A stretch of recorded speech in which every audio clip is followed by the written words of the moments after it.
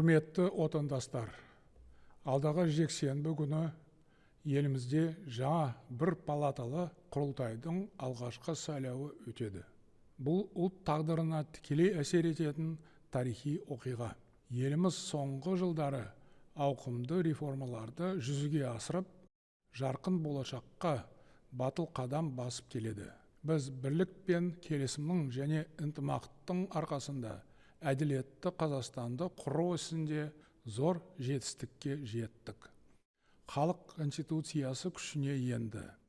Еліміздің даму бағдары өзгерді. Дегенмен, атқаратын жұмыс әлі де көп. Бұл сайлау халқымыздың игілігіне қызмет ететін тың реформаларға бастау болып, қазіргі Қазақстан жылнамасындағы жаңа кезеңге жол ашады. Мен партиялардың барлығы дайындық жұмыстарын тиісті деңгейде жүргізу үшін құрылтай сайлау өтетін уақытты ертерек хабарладым. Сондықтан құрылтайдың алғашқы сайлау науқаны мазмұнды, ашық, бәсекеге толы әрі өркениетті сипатта өтті. Ел азаматтарының сайлау туралы пікірі осындай болды. Бұл сайлау ел тарихындағы ең тартысты науқандардың бірі ретінде есте қалатыны анық.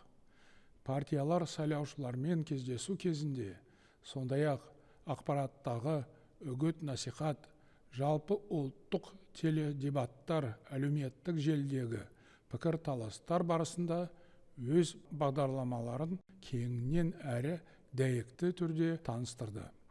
Бір сөзбен, азаматтарымыз партиялардың ел болашағына қатысты ұстанымын мұқият зерделеуге мүмкіндік алды. Саяси ұйымдардың экономикадан бастап, мәдениет саласына дейін қамтыған бастамаларын бағалап бағамдады. Сайлау алды науқан еліміздегі қоғамдық күн тәртібі өзгергенін, жасампаздық пен өркендеу идеясы мемлекет саясатының арқауына айналғанын айқын көрсетті. Жұрт алдына жаңа тұлғалар шықты, ұтымды ұсыныстар айтыла бастады. Бұл түбегейлі саяси жаңғырумен қатар ұлтымыздың қайта жаңданған пассионарлық қуатын танытатын маңызды нышан. Қоғамдық пікір таласқа жастарымыз, кәсіби қауымдастық өкілдері мен кәсіпкерлер де белсенді қатысты. Мемлекет басшысы ретінде баршаңызға зор ризашылығымды білдіремін.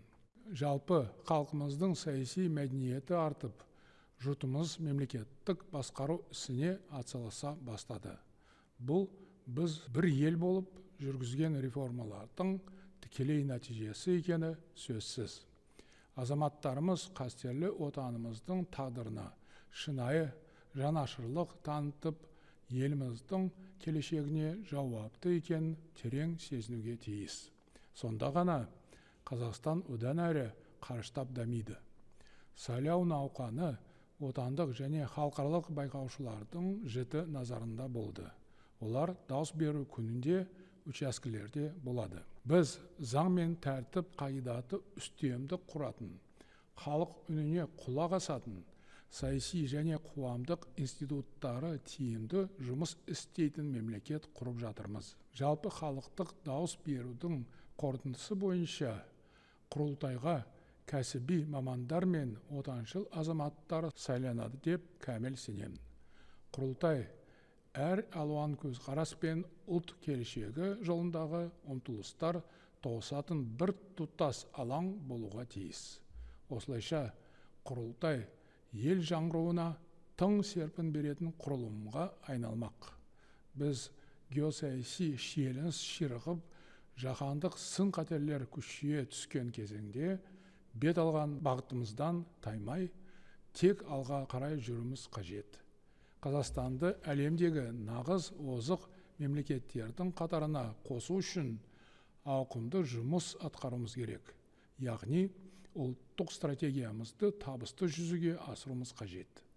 Адамдар көп жағдайда қабылданған маңызды шешімдердің шынайы құндылығын жылдар өткен соң ғана түсінеді. Алдағы жексенбі ел тағдыры үшін дәл осындай бетбұрысты сәт болады. Біз Қазақстан тарихындағы жаңа кезеңге қадам басамыз. Осындай тағдыр шешті сәтте әр адамның дауысы маңызды екені сөзсіз. Құрметті отандастар, еліміздің келешегі әр азаматтың саналы таңдауына байланысты болмақ. Сайлауға қатысу дегеніміз халықтың өз ықтиярын білдіру, ел тағдырына бейжай қарамай, азаматтық жауапкершілік таныту, ел игілігі үшін өнегелі іс жасау деген сөз. Дүние жүзінде миллиондаған адам өз сайлау құқығы үшін күресуде. Қазақта келісіп пішкен тон келте болмас деген мақал бар. Азаматтарды, әсіресе жастарды сайлауға келіп, өз таңдауын жасауға, яғни Қазақстанның табысты дамуына үлес қосуға шақырамын. Халқымыздың дауысы қастерлі отанымыздың тұғырын бекемдеуге, нағыз озық ел болуымызға тікелей ықпал етері анық. Баршаңызға амандық және табыс тілеймін. Отанымыз Қазақстан Республикасы жасасын.